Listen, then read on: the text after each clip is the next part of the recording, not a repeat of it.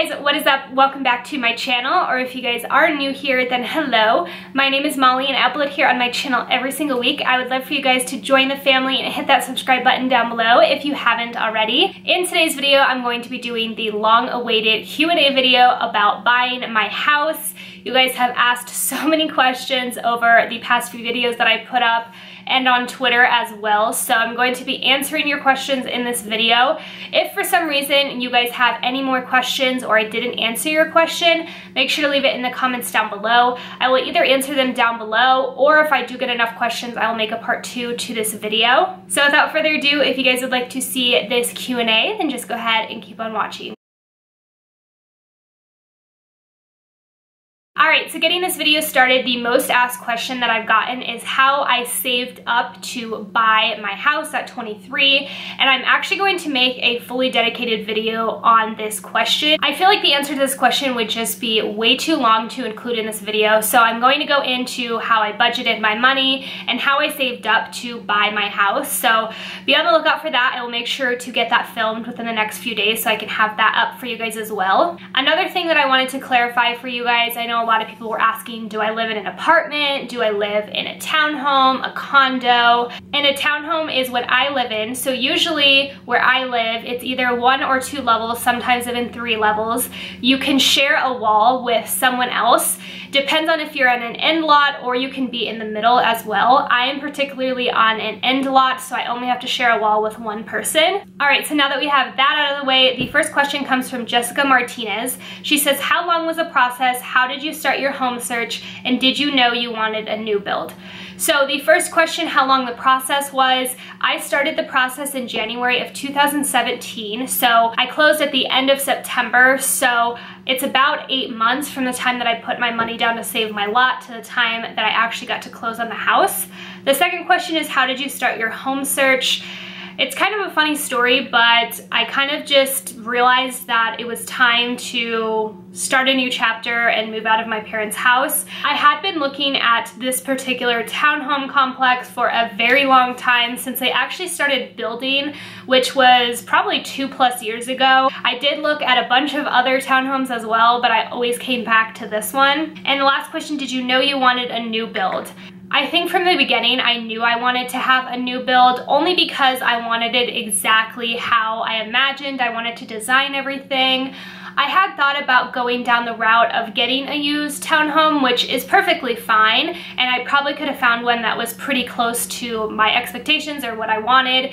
But unfortunately, in the market for buying houses and townhomes right now, it's absolutely crazy. When people put a townhome or a house on the market, people usually have to go over the asking price and they get into bidding wars, and I just didn't really want to deal with that. So I'm very happy with my decision that I went with a new build. The next question is from Azra Ramik. I hope I'm pronouncing that right. She said, I do have a question about buying a new build. Do you have to pay the down payment for it right away, or is it at the end once the house is built? So that's a good question. You do not have to pay your down payment until you close on the house. For my particular townhome, when I did go to the design center, if you went over a certain amount in upgrades, you had to put down, I believe, like $10,000 or $12,000 of your down payment, and this was, I would probably say, like 2-3 months before I closed on the house. So obviously that $10,000 to $12,000 would go towards your down payment, so you would get that taken off at the end. So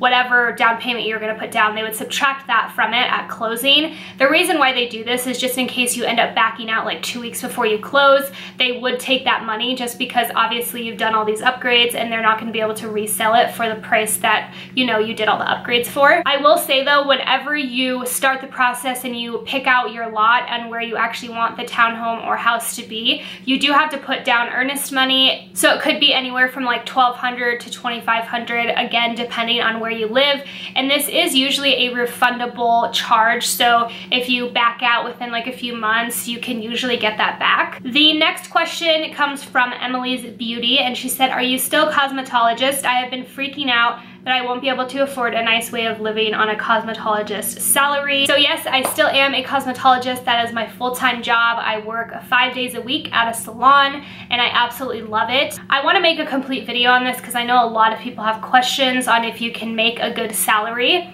One thing that I will tell you is the first 1 to 3 years is gonna be pretty rough. I'm gonna be completely real with you.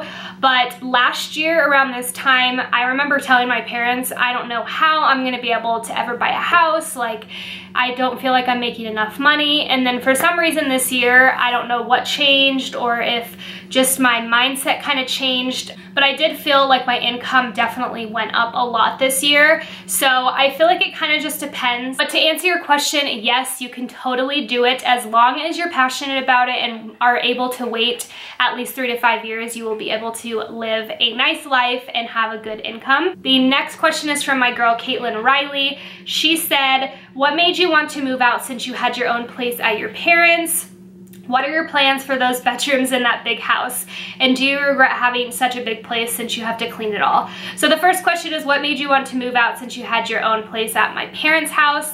So if you guys didn't know, me and my parents are like best friends. They are my #1 supporters. I hang out with them all the time. I've never once not liked living at my parents' house. I actually really enjoyed it because obviously I got some home cooked meals and just having that company there was really nice. But I felt like I'm 23 years old and I was just at a point in my life where I felt like I needed to kind of be on my own and have my own little adventure. So that is why I decided to. It's not because I hated my parents or needed to get out or anything like that. The second question is, what are my plans for those bedrooms in that big house? And do I regret getting such a big place since I have to clean it all? So I do have 3 bedrooms in my house, and I know a lot of people feel like that's so much space for me.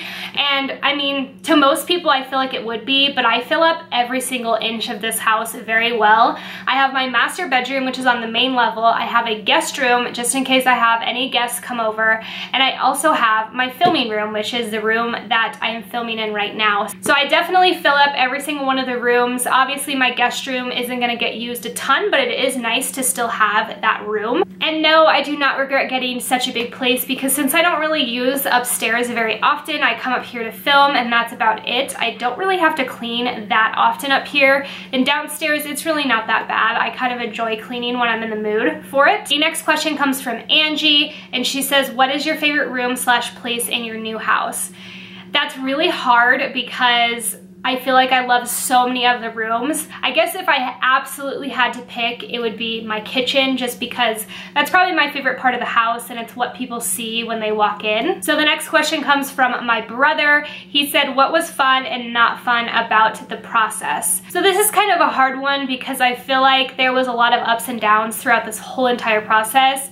But I think the funnest thing was seeing it come together and going to the design center and designing everything. It was really hard kind of seeing just little swatches of things when I went to the actual design center to pick everything out, but actually seeing everything come together, like especially in the kitchen and in the bathrooms with all the cabinets and countertops, that was probably the most fun part, and just getting excited about actually calling it mine. The least fun thing about the process was going through all of the financial part and getting all of the loan application done. They ask for so many things. It is absolutely insane. If you guys have ever applied for a loan for a house, you guys know what I'm talking about.